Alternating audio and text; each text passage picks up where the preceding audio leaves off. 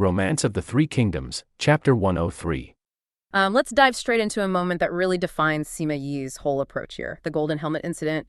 This is right after a failed attack on Shu. Sima Yi got ambushed. He's retreating hard, totally alone. Yeah, it was a complete rout. Disaster. And Liao Hua, one of Shu's generals, he's right on Sima Yi's tail, sword out, ready to finish him. Sima Yi manages to dodge around this big tree, and Liao Hua just swings wildly, gets his sword completely stuck in the trunk.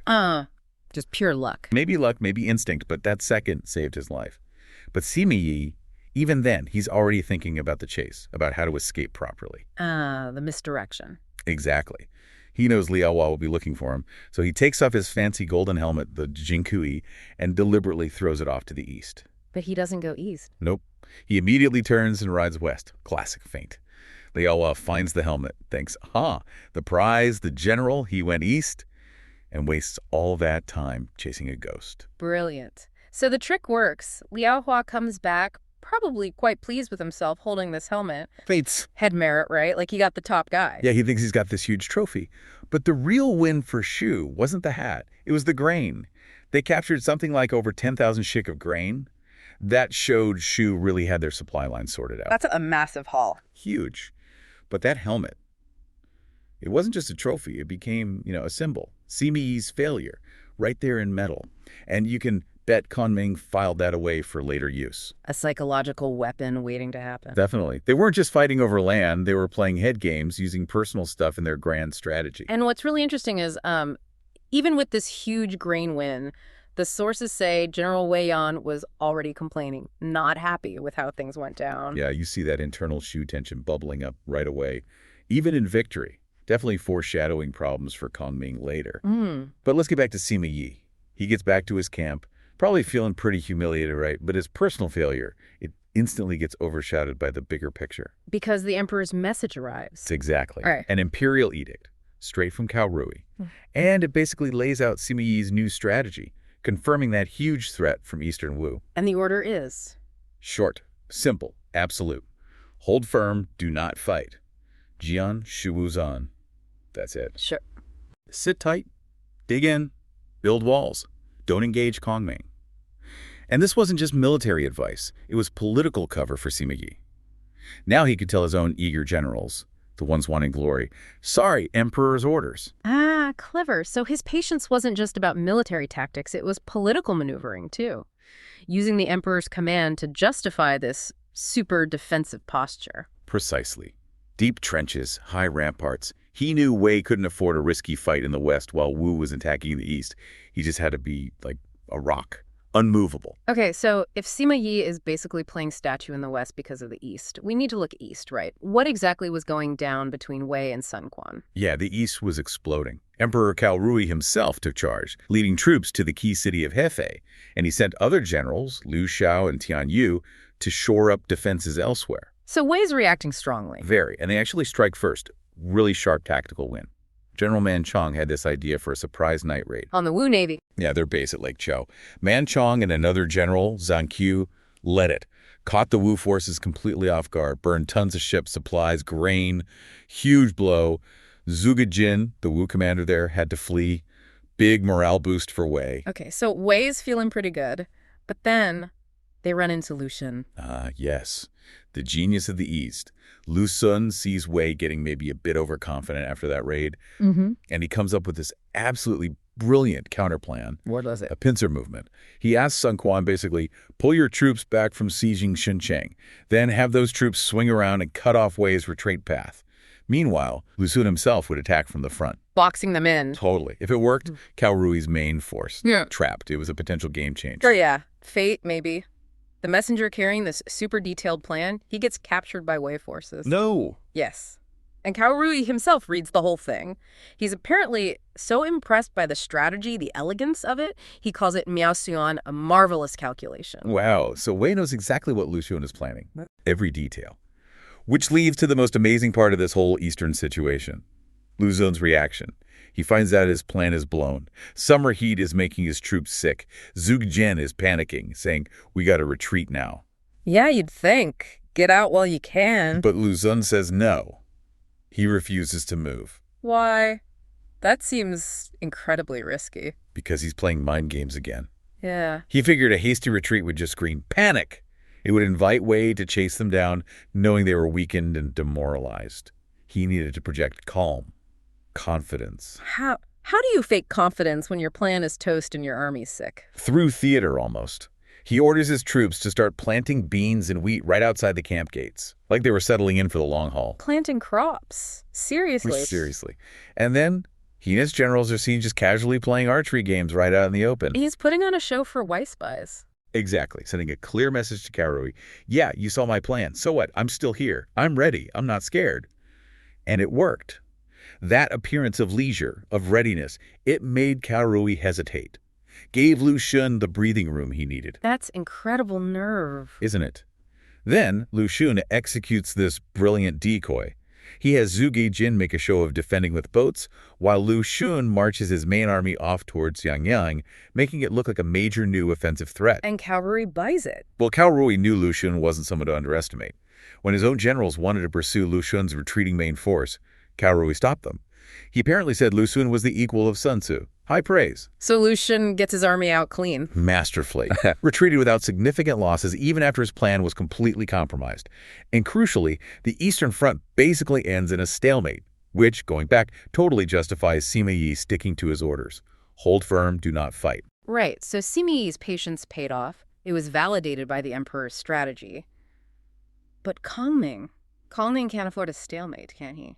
He needs to break Sima Yi's defense. He has to force a decisive battle. Exactly. The pressure shifts back west. Kongming realizes he can't just keep raiding and poking. Sima Yi won't budge. So Kongming shifts tactics dramatically.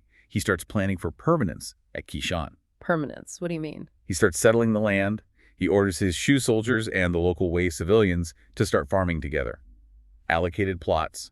1 part military, 2 parts civilian. Whoa, that's not just logistics, that's like colonization almost. It's a massive strategic move. Sources say it actually worked quite well. The locals were reportedly content. Things were peaceful. But for Wei, this is an existential threat. Kongming isn't just visiting. He's putting down roots, turning contested land into Shu territory. That must have set off alarm bells in the Wei camp. Big time. Sima Yi's own son, Sima Shi, sees the danger immediately. He basically pleads with his father, we have to fight him now, before he digs in permanently. But Sima Yi still refuses, sticks to the emperor's orders. He even quotes a sage, something like, small impatience leads to ruin of great plans. He will not be baited. Okay, so farming isn't enough to draw him out. What's Kongming's next move? Back to psychology. Yep, one last try. He sends Wei Yan, probably the most aggressive Shu general, to the Wei camp gates. His specific instruction, wave that lost golden helmet around. Sima Yi's symbol of personal disgrace. Ouch. Rubbing salt in the wound. Trying to provoke him personally. But Sima Yi just endures it. Quotes scripture, stays behind his walls. The taunting fails. So, patience failed, farming failed, psychological warfare failed. Kongming must be getting desperate. Desperate times call for ingenious measures. Psychological warfare gives way to, well, let's call it explosive solutions. Kongming sets his ultimate trap. The Hulu Valley trap, also called Changfang Valley, and this one is designed specifically for Sima Yi himself. Okay, this sounds big. What did it involve? It was incredibly elaborate. First, the physical preparations. Wooden fences built to channel movement, deep trenches dug, and huge amounts of dry reeds, wood, flammable materials stockpiled all through the valley. Setting the stage for a fire trap. A massive fire trap. Yeah. But here's where it gets really innovative, maybe even terrifying for the time. Kongming introduces a new technology. Which is? Landmines. By eye. Hidden explosives buried all over the valley floor. Imagine facing that for the first time. An enemy that can make the very ground explode beneath your feet. It's a whole new level of warfare. How did he plan to get Sima Yi into this death valley? With bait and signals. He set up specific visual markers at the valley entrance, 7-star flags to be seen during the day, and 7 lamps to guide at night. And the bait. Wei Yan again, the plan was. Wei Yan engages the Wei forces, pretends to be defeated, and then leads the pursuing army, hopefully Sima Yi, directly towards those flags or lamps, right into the valley. Okay, that's the main lore. But Kongming was always thorough, wasn't he? Always layers upon layers. He knew he also had to manage the perception among the ordinary Wei soldiers.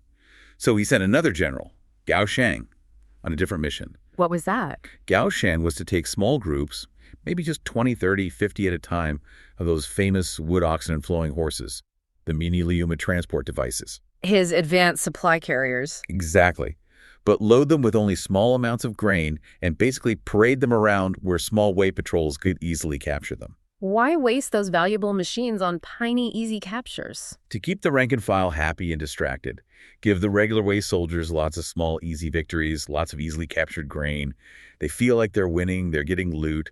It stops them looking too closely or reporting back anything unusual about the main Shu movements towards the valley trap.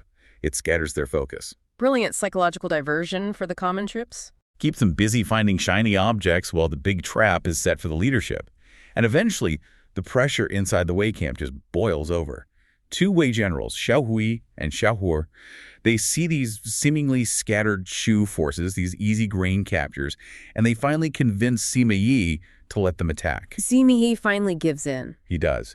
Even though he's deeply suspicious, he reportedly mutters something like, "This must be another of Kongming's schemes." The pressure from his own officers is too much. He authorizes them to pursue with 5,000 troops each.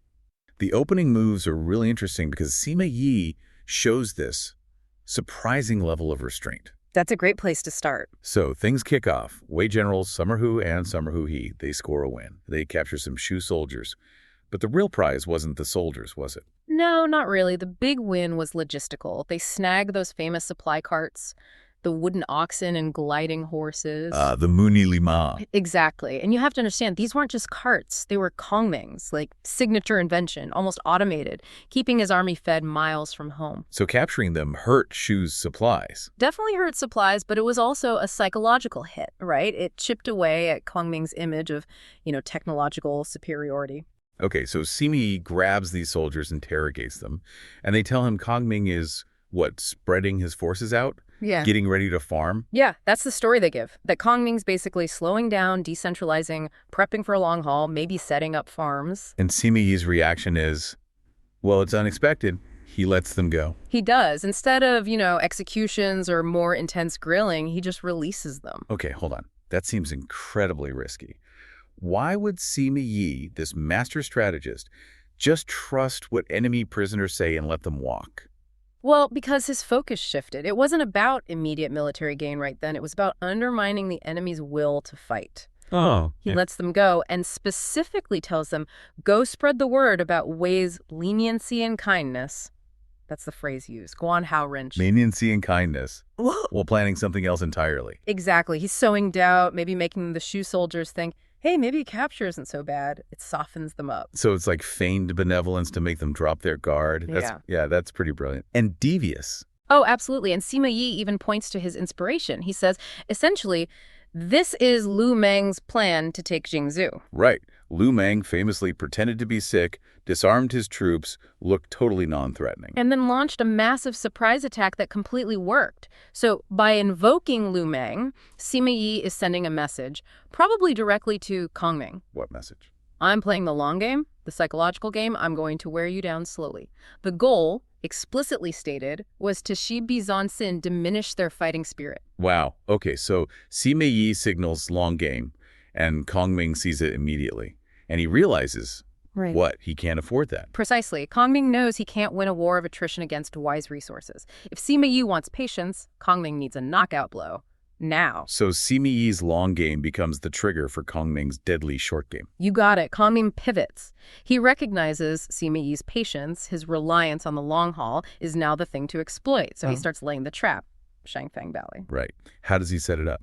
He gets General Gao Sheng to start moving grain through the valley, but crucially, feigning regular transport, using those munulima, the wooden oxen, as very visible, very tempting bait. And making it look like Wei can easily intercept them. Exactly. For about 2 weeks, Wei forces keep winning these little skirmishes. They capture a few carts here, a few soldiers there. Sima Yi's feeling pretty good, thinking he's slowly bleeding Shu dry. Okay, so the constant small wins build Sima Yi's confidence. But what was the final piece? The thing that made him commit everything to the valley. It was another piece of information, supposedly from captured Shu soldiers, the ultimate lie. What did they say this time?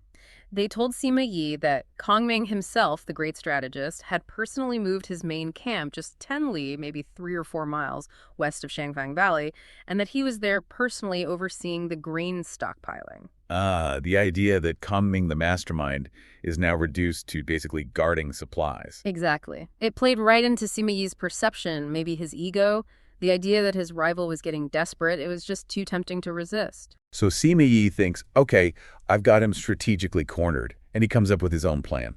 He does, a seemingly brilliant countermove. He decides to fake a huge attack on Qishan. Qishan being Shu's main base of operations, right? Correct. The logic, from Sima Yi's perspective, was sound. Attack Qishan, and all the supporting Shu forces will have to rush back to defend it. Leaving Shangfang Valley, where he thinks Kongming and the grain are? Totally exposed. Yeah. His plan was to then sweep into the valley, burn all that supposed grain, and basically cut the Shu army in two, make them, in his words, headless and tailless, Shi Bisho Weibuji. Cut off the command from the supply lines? Brutal. And even his own son, Sima Shi, who was known for being sharp, apparently praised the plan, confirmed its genius. So Sima Yi is riding high, he's confident, he personally leads the attack force into the valley, and he brings his sons, Sima Shi and Sima Zhao, with him. Yeah, that's a key detail. He's so sure of success, he brings his heirs into the kill zone. He gets to the valley entrance and finds Wei Yan there, apparently with just a few troops, matching the intel. Right. And Wei Yan puts up just a token fight.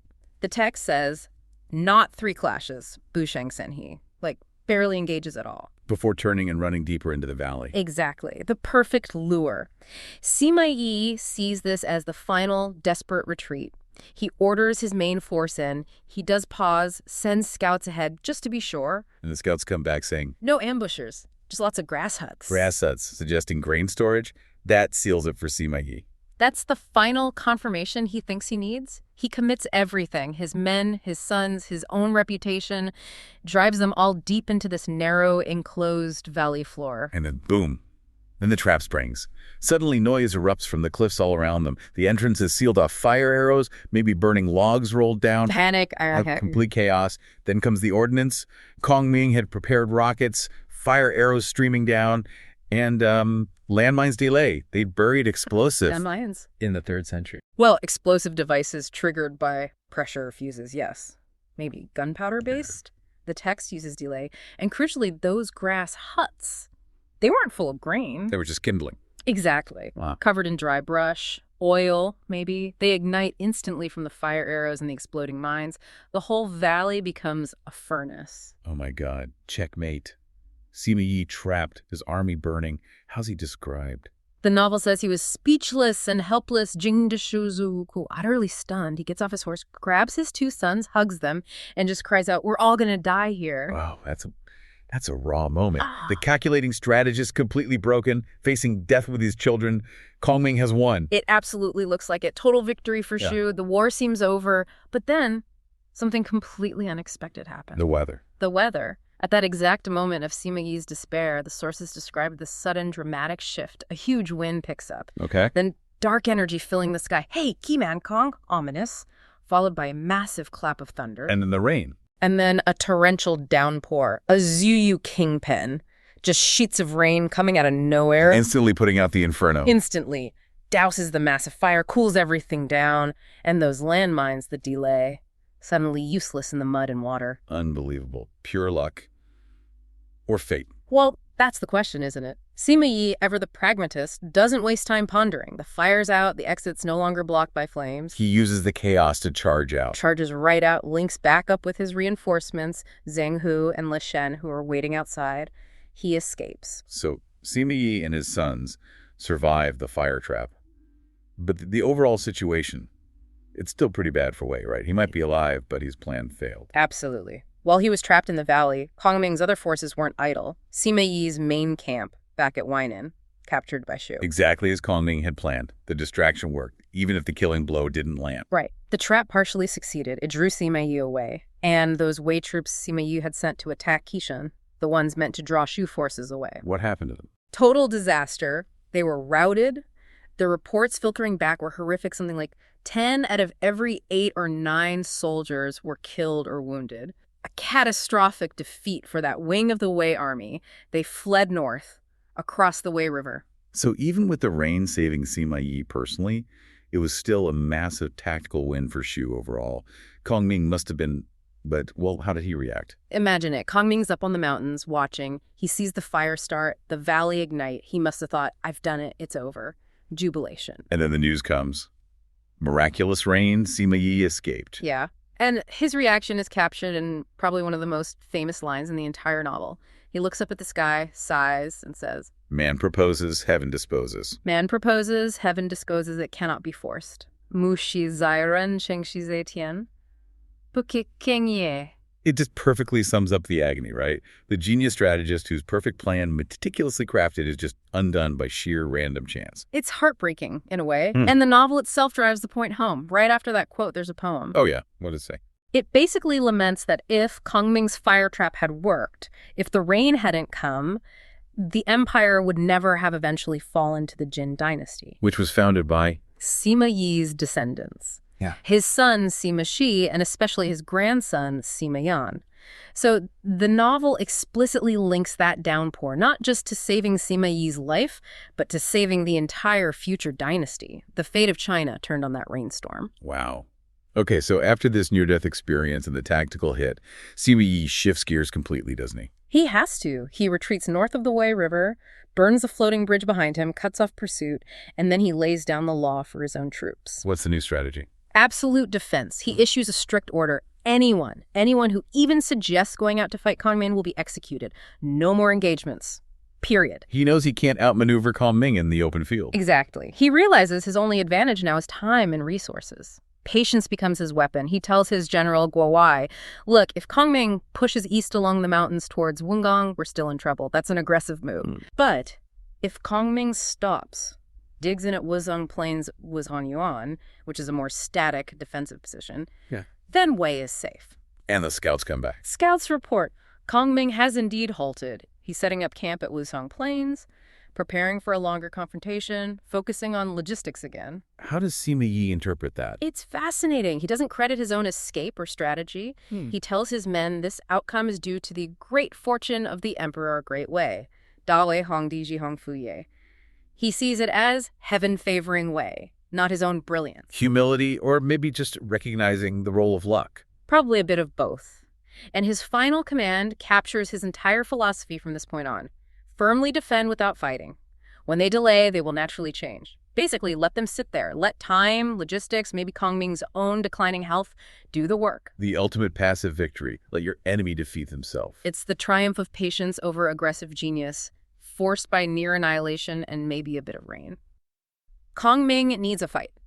Sima Yi knows it, so he's just dug in, playing for time. Right, the classic firmly holding strategy. So Kongming decides he needs to provoke him.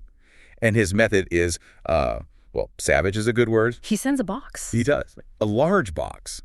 And inside, well, let's just say it wasn't chocolates. No. It was a woman's headdress, a paigru, and plain white silk clothes. Exactly. The message is crystal clear, incredibly insulting. It's basically saying, if you won't come out and fight, if you won't decide the male from the female, as the sources put it, then wear these. Because you're acting like a woman hiding in your dirt hole.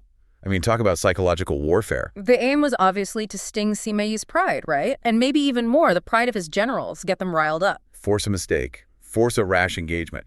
But Sima Yi, his reaction is just masterful. He doesn't lose his temper. Not at all. The sources say he feigned a laugh, took the clothes, and was actually really polite to the messenger. Treated him well. Total control. And then he does something really clever. He flips the situation. Right. He ignores the insult, ignores military talk, and turns it into an intelligence-gathering opportunity. Yeah. But not about troops. No, about Kongming himself, his personal habits. Exactly. He asks the messenger, point blank, how's Kongming sleeping? What's he eating? How much work is he personally handling?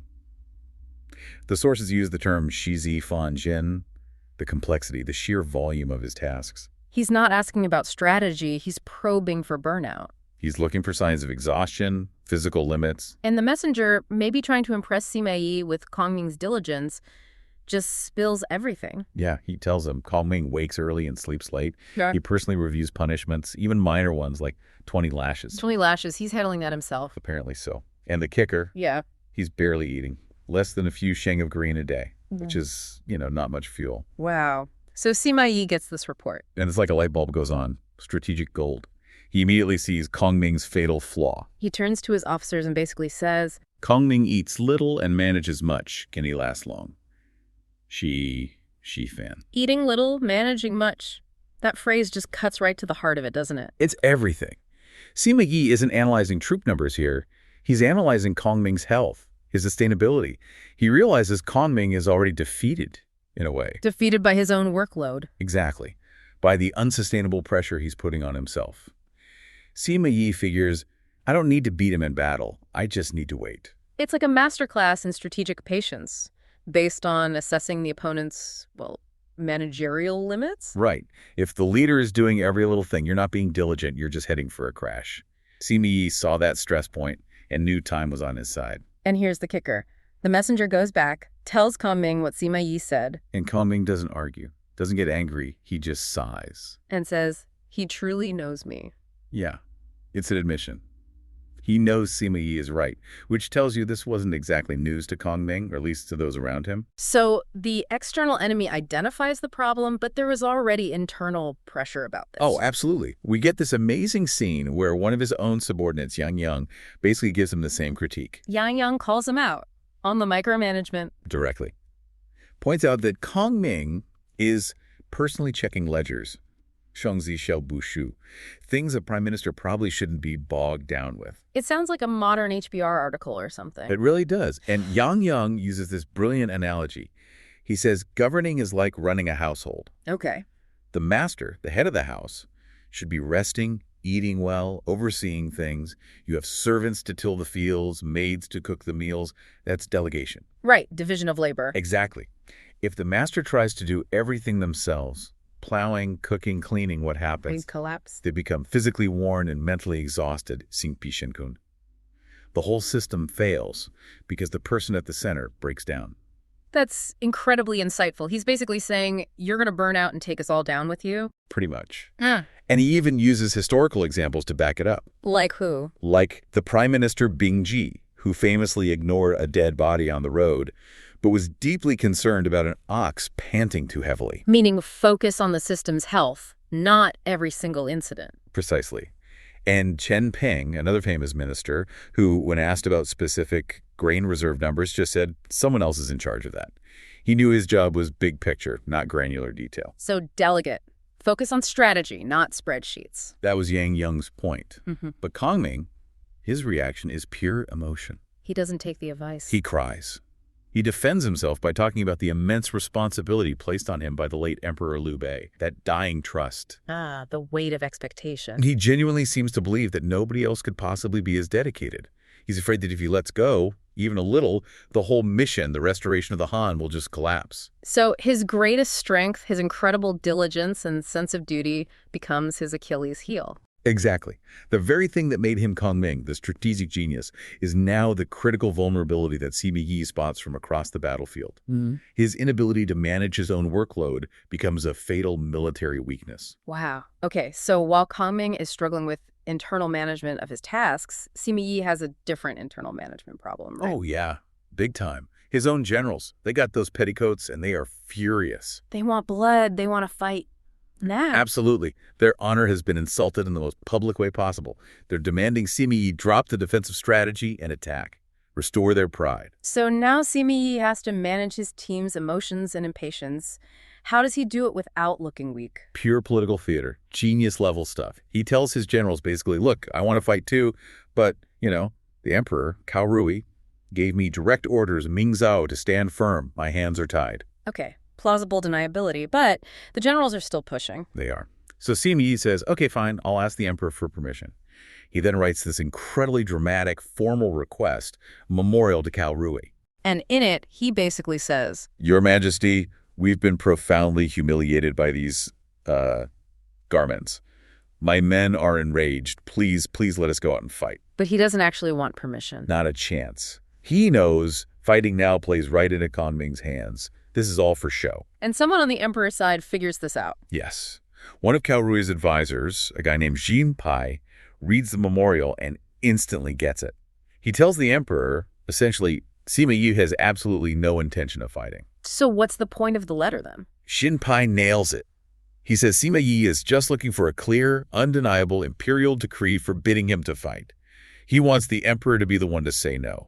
Ah, so he uses the emperor's authority to shut his own generals down. Exactly. It's a brilliant delegation upwards. Xinpi says he's doing it to control the hearts of the generals. He makes the emperor the bad guy who's holding them back, while Sima Yi gets to look like he wanted to fight but was overruled. That is some next-level management. Keeps his strategy intact, keeps his generals sort of happy, and avoids looking cowardly himself. Flawless execution. Xinpi gets sent to Sima Yi's camp, carrying the imperial decree that says, absolutely no fighting, stand firm. Sima Yi receives it publicly. Shows it to his fuming generals, see, emperor's orders, Mm-hmm. and then pulls Xinpi aside privately. And says, You truly know my heart. Zhongsansi in Chinia, acknowledging that Xinpi saw right through the performance. incredible! The contrast is just so stark, isn't it? Kongming is drowning in minor tasks he won't delegate. While Sima Yi is masterfully delegating the responsibility for enforcing his strategy all the way up to the emperor, managing his command structure, not just his to-do list. Did Kongming figure out what Sima Yi was doing with that whole request to fight charade? Oh, immediately. When word gets back to the Shu camp about Sima Yi asking for permission and getting denied, Kongming just laughs. He knew it was a trick. Yeah, he points out the fundamental military principle. A general outside the camp is not bound by the sovereign's command. Jiang Zai Wai, Jun Ming Yu Sung Bu Shou. Meaning Sima Yi could have fought if you really wanted to, regardless of orders. Precisely. Kongming says the whole request was just for show of force, a performance to appease his own ranks. He recognized the political genius even as he was its target. But recognizing Sima Yi's brilliance doesn't help his own situation, does it? Time was ticking. No, it doesn't. His own clock was running out, largely due to that burnout Sima Yi diagnosed. Yeah. The war of attrition against his own health. He was losing. And then came the final blow, strategically. Yeah, devastating news arrives. Fei Yi comes from Chengdu. The coordinated attack by their allies, Eastern Wu, it had failed, miserably. The attack that was supposed to draw Wei forces away, relieve the pressure. That's the one. Manchong had apparently burned Wu's supply lines. Their plans were intercepted. Total collapse of that second front. And Kongming hears this. And he just crumbles, physically collapses. The sources say he lamented that his old illness has returned, and he feared he wouldn't survive this time. The last strategic hope was gone. The body finally gives out under the strain. It seems so. That very night, he goes out, looks at the stars, the three terraces cluster Sentai Ching. He sees bad omens. What kind of omens? The guest star is unnaturally bright, the main star is dim, obscured, and the supporting stars are faint. It's all wrong. And he knows what it means. He says. My life is known. He accepts that his time is up, based on the stars. But his officers aren't ready to give up on him, right? No. Yang Wei, his loyal subordinate, suggests a last resort, a ritual, the prayer to the northern dipper, Qirangxi. A magical ritual to extend his life. That was the idea. The belief was, if he could keep his personal life lamp, Din Ming Dong, lit continuously for 7 days and nights, surrounded by other lamps in a specific pattern. 7 large lamps, 49 small ones. Right, if that central lamp stayed lit for 7 days, he'd gain another cycle, another 12 years of life, enough time maybe to finish his mission. It's a desperate measure, shows how much was riding on him personally. Absolutely. And you see his meticulous nature again in the setup. Everything has to be perfect. He performs the prayer, focusing all his will. And for 6 nights, it works. The lamp stays lit. For 6 agonizing nights, yes! The flame holds. A symbol of his own flickering life, maybe. But on the 6th night, disaster. That happens. Wei Yan, another general, probably exhausted and panicked himself, bursts into the tent. Why? What's the emergency? He's reporting that Wei scouting troops are approaching the camp. There's imminent danger. Okay, urgent news. But in his haste, his fear, his rush, he stumbles. He accidentally kicks over the arrangement. No, not the main lamp. The main lamp, the central life lamp, extinguished instantly. Oh, the irony. After all that effort, all that control. Yeah. Undone by a clumsy accident. It's just tragic, isn't it? A moment of battlefield chaos intrudes on this sacred, controlled space and destroys everything. How does Kongming react? Does he rage? Despair? No. He just accepts it, drops his sword, sighs, and delivers that final, heartbreaking line. Which is? Death and life are decided by fate. They cannot be prevented by prayer. 生与命不期待而让you. Wow. The ultimate strategist, the man who tried to control everything, finally yields to something uncontrollable. Fate, or maybe just an accident. Exactly. Sima Yi's prediction came true. Kongming couldn't last. Not because of a Wei attack, but because his own system, his own body, finally broke down, leading to this fatal accidental interruption.